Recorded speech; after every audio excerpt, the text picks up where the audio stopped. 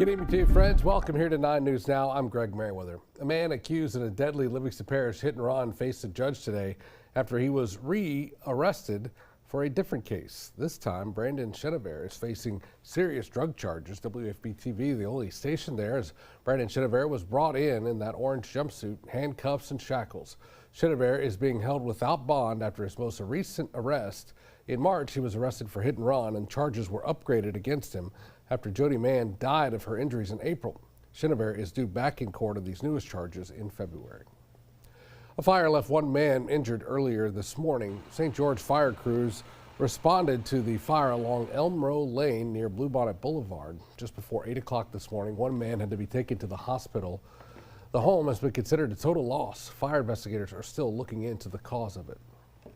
With that, the State Fire Marshal's office is trying to remind you to test your smoke alarms. There is a test button on your detectors. You can press it and make sure they're working properly. The State Fire Marshal's office says so far this year, 82 people have died in more than 60 house fires. Of those, only 2 had working smoke detectors. Louisiana is now in one of the top states and seeing the flu uptick in flu cases all across our area. That's according to the CDC. One local doctor we talked to believes that's because the flu strain going around is not fully covered by the vaccine. Doctors say when those symptoms start, you should get seen and start medications as soon as possible.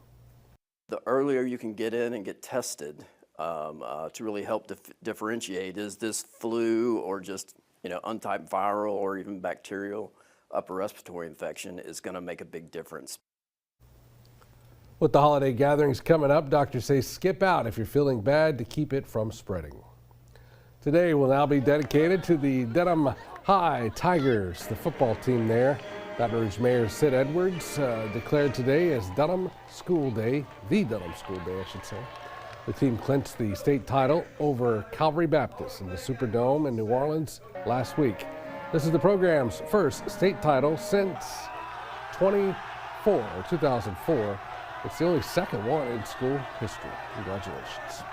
All right, cold and how cold? Let's get over to Dr. Steve Presley. Well, already got several spots down to freezing tonight, Greg, so certainly going to be another cold night. Let's give you a look at the numbers. Bogalusa, Hammond, 32. Macomb, already at 30. Here in Baton Rouge, Gonzales, just above freezing, checking in at 33. Now, the good news is there's not that much more room to fall. When you look at dew points, kind of gives you a rough idea of where the floor is, how low temperatures might get. And you can see there's only a few degrees of separation between where the temperatures are right now and that dew point. So for most of us, this still should be a light freeze overnight into Tuesday morning. I've got the low around 29 in Baton Rouge, mid-50s at noon. We're going to see clouds roll in tomorrow. Even with the clouds, a little bit warmer, highs around 60. We will keep it dry. So take care of people, pets, plants, and as Greg was mentioning, the fire marshal reminding you to press that button, check those smoke detectors as well. When getting cold weather like this, inevitably we start hearing about an uptick in fires. Let's give you a look at Futurecast. You'll see some of those clouds starting to roll in around daybreak on Tuesday, and they fill in through the day so that by the afternoon, mostly cloudy. So even though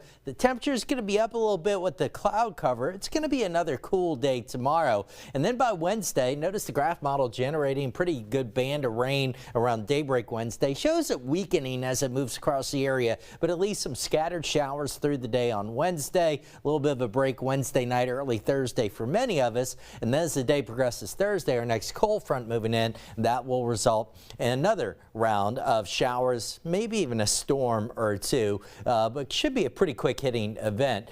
So tomorrow is going to be a cool day. Warmer Wednesday and Thursday. Thursday 77 for high. Behind that next front, briefly cooler again Friday, but the warmer weather returns this weekend and right on into Christmas week. That's the Monday before Christmas. We're in the 70s, and in fact it might be 70s throughout Christmas week. We've also got some small rain chances returning Sunday into Monday. Greg. All right, Steve, thank you. Hey, the 9 News Now app, always a great way to keep up on everything going on in our area. If you haven't already, make sure you download it. It's free for Apple, Android, everybody. You can get it there in your app store. I'll see you back here tonight at 10.